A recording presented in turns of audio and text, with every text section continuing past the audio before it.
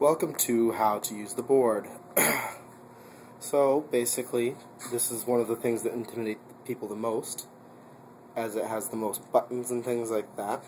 But basically what I'm going to do is I'm going to go through each of the lines on how to use each line as they operate individually. I'm going to talk about the even more complicated backside of it. And then I'm going to talk about some basic fundamentals about how to use it. So, basically, if I start from line 1, each one of these lines, there's 16 of them, operates completely individually. Now, as you can see right here, you have XLR and 2 1/4-inch jacks.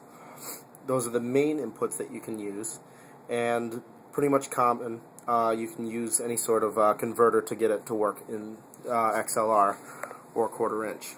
Next you have the trim, or the gain.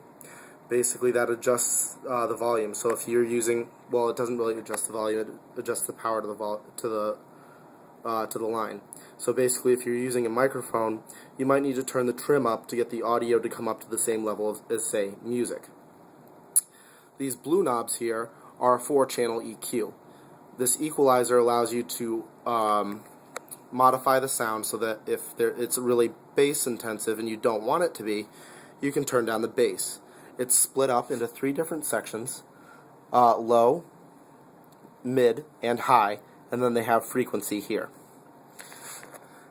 Next thing you have here, these 2 knobs right here are the auxiliary sends, which I will get into later. Then you have the effects sends. So if you want to put effects on something, you can basically add whatever effects you want. It sounds stupid, it's crappy on this board, I would avoid using it.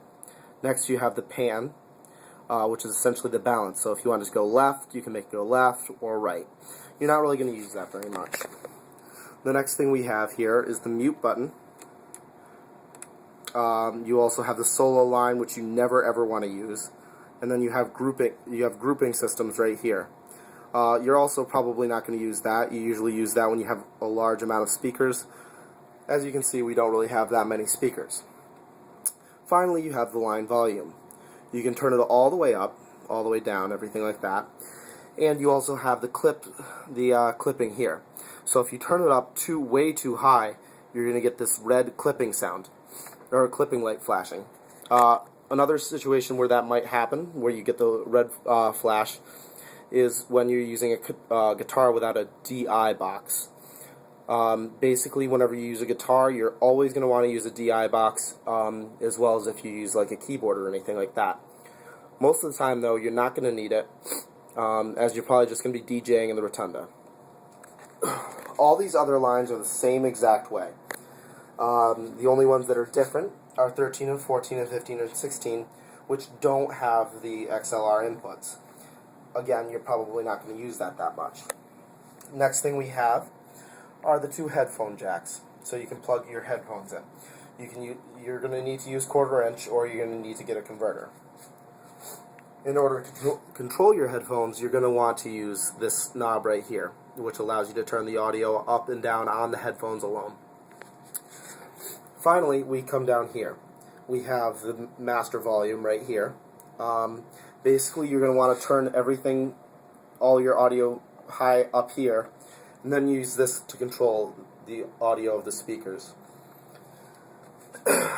Next thing, you have the VU meter right here, which shows you how loud everything's getting. If it gets too loud, it's going to show you the red clip, obviously. Next thing you have in here is the power light and the phantom power light. Phantom power, if you come around back here, is this switch right here.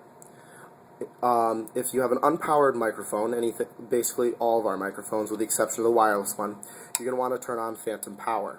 It powers that microphone and the audio quality is better. Next thing you have here is the main output. So basically, all the audio you're going to have is probably going to come out of here. You're going to use the XLR plugs, plug it into there, and send it either to the subs on the stacks or to the amplifier down here, which I'll get to in a separate video. The next thing you have are the auxiliary sends. which are actually quite useful if you're doing live audio. If you're doing live audio and you have the stacks and the 15s, you're going to want to use the 15s to be monitors so that the person playing guitar or whatever can hear themselves. Basically what you do is you take 2 quarter-inch to XLR, or 2 quarter-inch actually, jacks, and you send them from here down to the subs in here. If you look closely, if I pull this out,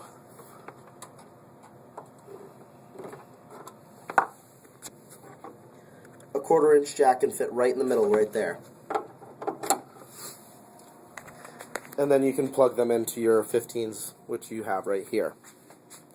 Now, in order to use that, we'll just say that line 1 is a microphone, line 2 is a guitar. Now, the person that's playing, say it's just an acoustic guitarist, is probably going to want to hear themselves.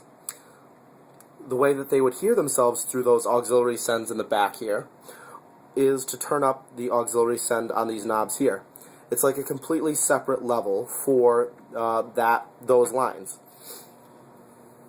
Basically, you turn up the knobs, and they'll be able to hear themselves better on vocals or on guitars. On guitar. When you turn those knobs up, it gives you completely separate audio from what your main mix is. So if they want to hear themselves on these, that you can mess with the auxiliary as much as possible, as much as you want, and it's not going to affect the stacks. With that being said, that's pretty much all there is to this board. If you have any questions, ask the technical director.